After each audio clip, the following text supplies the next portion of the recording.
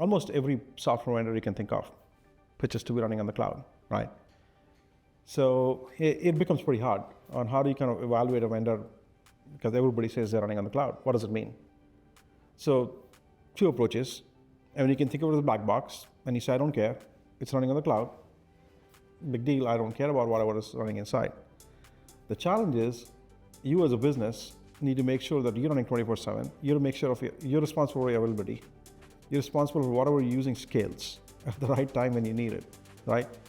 So you cannot kind of ignore and think of it as a black box and leave it at that.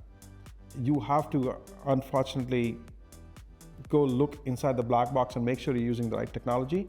And when somebody says they're running in the cloud, what does that kind of really mean? You have to kind of dig a couple of layers deeper into that thing.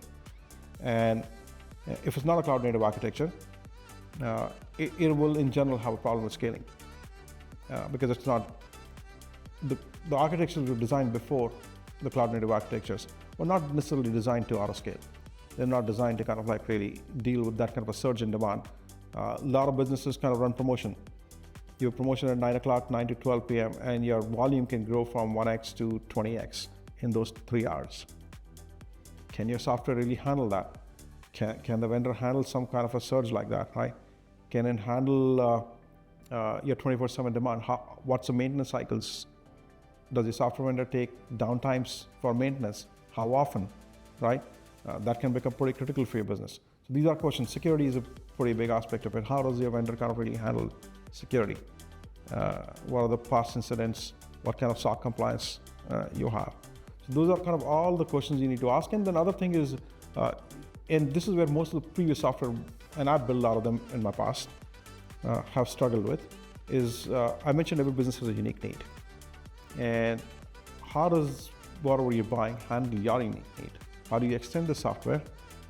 And most vendors will tell you how to extend the software. The question you really have to always ask them is, if I extend the software, can you keep me fresh? Can you provide me the next versions of yours without having to kind of like really keep my unique needs still intact while the fresher versions keep coming? Or will my fresh version cycle will stop just because I extended your software? And we struggled with it in our past before this architecture, and other pieces of software I've built have struggled with it.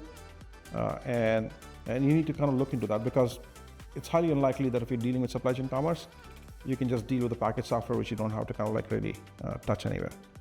So those are kind of the four or five core aspects you should always kind of look into when you're evaluating, to make sure that you kind of like really don't buy just a cloud solution, because everything runs the cloud now. When everybody's data center is in the cloud, I mean, that doesn't mean a thing.